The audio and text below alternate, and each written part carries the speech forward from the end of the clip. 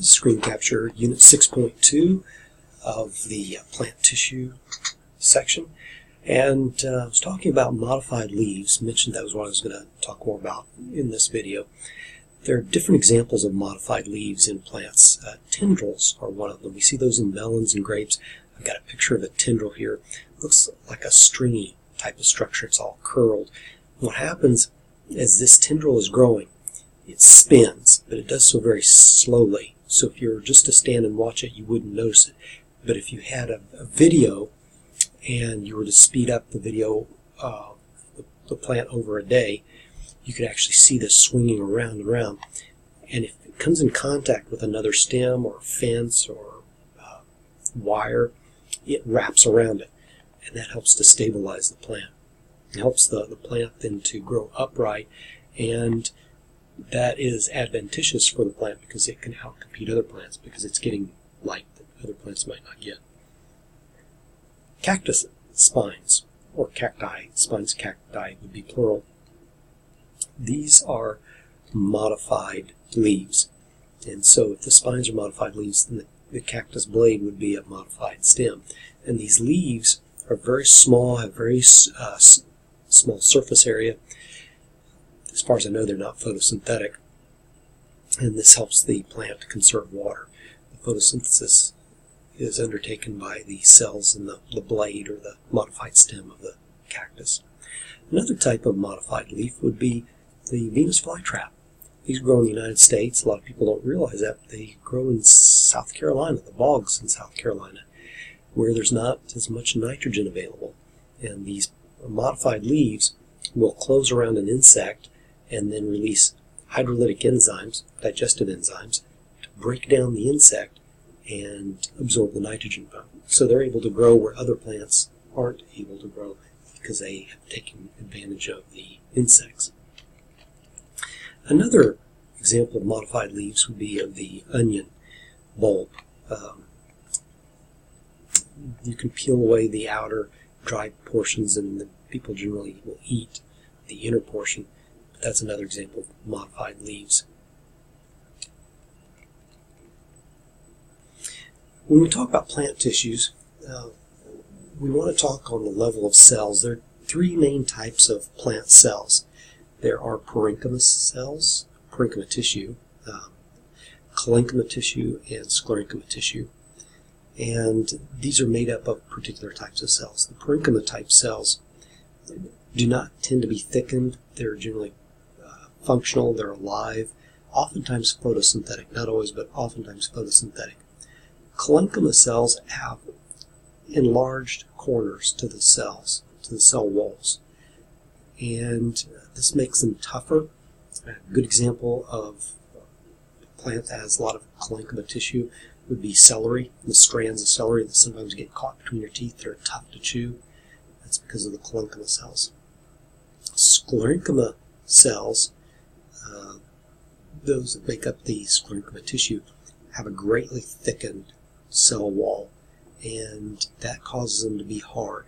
And you find these in the walls of nuts, such as hickory nuts, walnuts. They're found in hemp, in the type of plant that used to be used to make rope. Not so much anymore. Most rope is of a synthetic fiber. That's the same hemp that people began smoking back in the 20th century. And you also find this in stone cells. In stone cells, I think of pears. When you bite into a pear, the texture, it's gritty. And those grits are called stone cells. And those stone cells are actually sclerenchyma type cells. And they're hard and tough. So parenchyma, collenchyma, and sclerenchyma. Sclerenchyma cells are generally dead at their maturity. I've got some pictures of parenchyma cells. These do have chloroplasts in them, which contain chlorophyll, so they reflect a green light. They're photosynthetic. Collenchyma cells, you can see that their cell walls are somewhat thickened, and then the sclerenchyma cells, greatly thickened cell walls.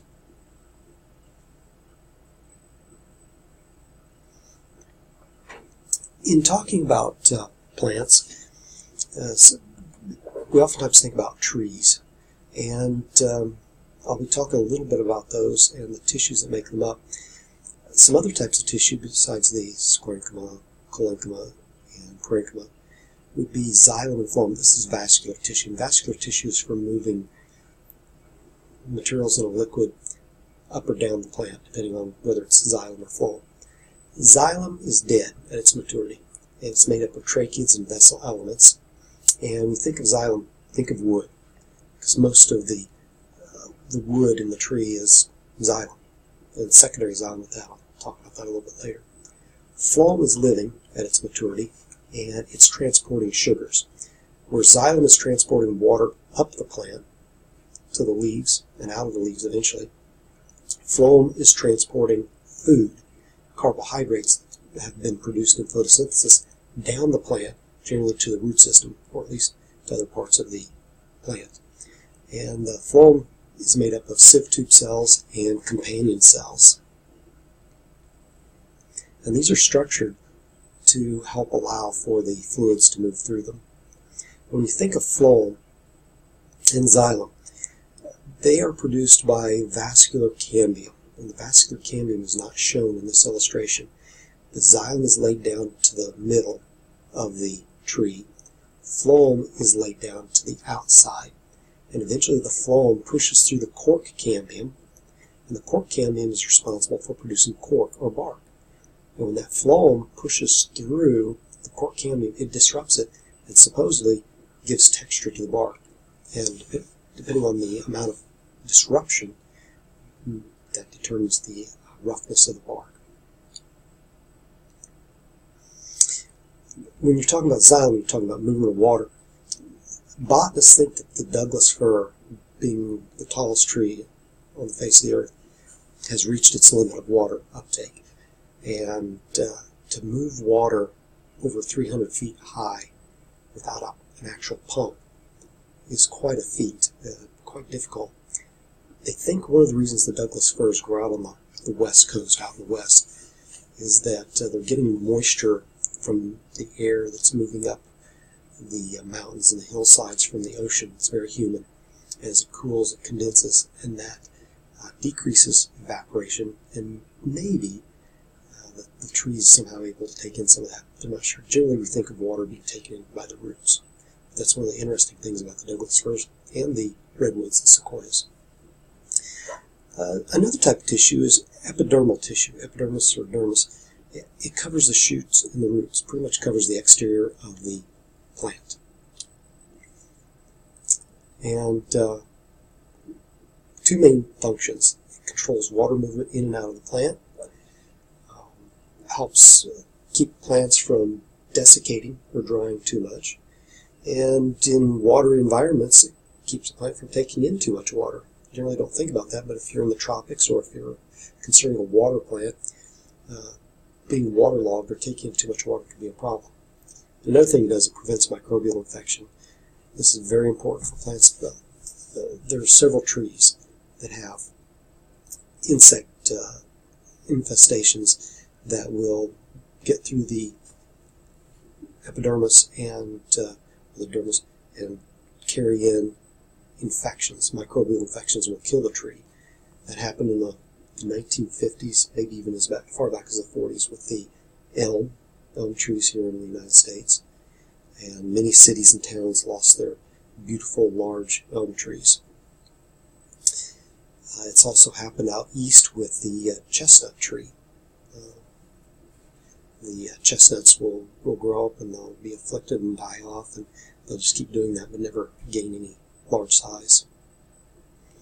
Ground tissue is a third type of tissue. It's mostly for support and strength and kind of a filler. And you might see that in some of the illustrations that you look at. You don't have a lot more to say about that. I do want to say a little bit about leaf structure. Leaf structure has an epidermis, an upper epidermis and lower epidermis, and sandwiched in between there would be the palisade mesophyll cells. Palisades because they tend to be elongated and they are photosynthetic. And towards the bottom will be the spongy mesophyll, called spongy because there are gaps between them for fluid to move around, flow, and carry gases such as oxygen, carbon dioxide, and also nutrients to bathe the cells. You'll find veins interspersed in the leaf tissue. The xylem is usually on the top and the phloem is down below. And the xylem, again, is going to be carrying water up to the leaves, and some of that water is going to leave through the stoma, stomata. That means mouth in the Greek. And surrounding each stoma are two guard cells. And they do just that. They guard the opening, the mouth-like opening. It's kind of shaped like a mouth because these guard cells look like lips. And they close and open, close during the night, usually for most plants, and then open during the day.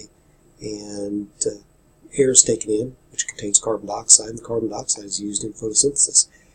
But while that's happening, water is leaving, as well as some oxygen that's being produced. And the water's leaving and evaporating, then the plant is losing water. And our plants here in the Midwest can give up many gallons of water a day, depending on which type of plant you're talking about and how many you're talking about. It's quite significant. And so water is being brought by the xylem, and the phloem on the lower portion of the vein is taking the carbohydrates that are being produced in photosynthesis and taking those to other parts of the plant. There are two types of growth in plants. There's primary growth and there's secondary growth. Primary growth occurs at meristematic tissue. Meristematic tissue is described as embryonic tissue.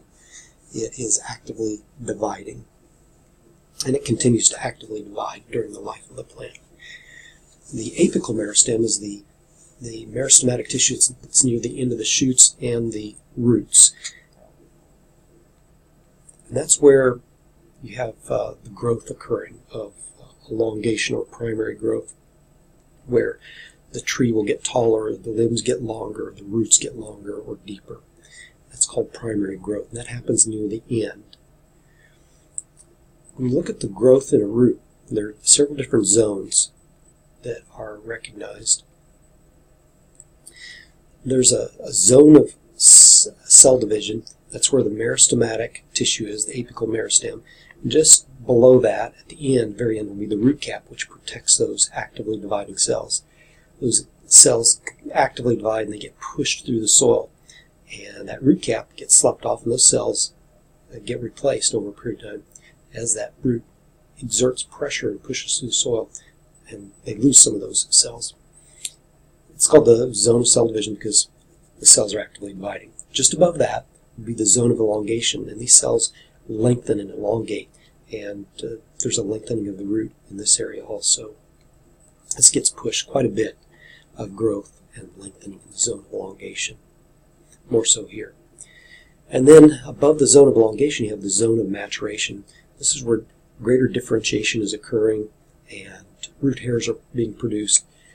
And this part of the root is anchored in the soil. It's not moving through the soil. If it did, these root hairs would be sheared off, and that's not good for the plant. Secondary growth is what is happening. The vascular bundles spread around the outer edge of the stem or the root in the dicots. And take a look here. This is out towards the outer edge, say, of a stem or a limb. The vascular cambium is shown in the letter C.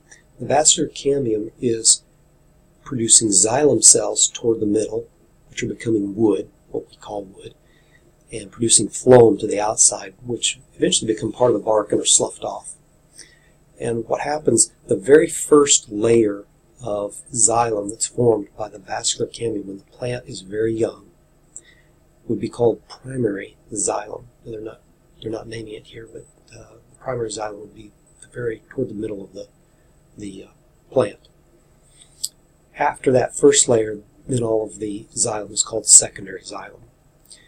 The first layer of phloem cells that are produced would be called primary phloem, and then thereafter would be called secondary phloem. The wood of the tree When you're thinking about this xylem, that's what it is.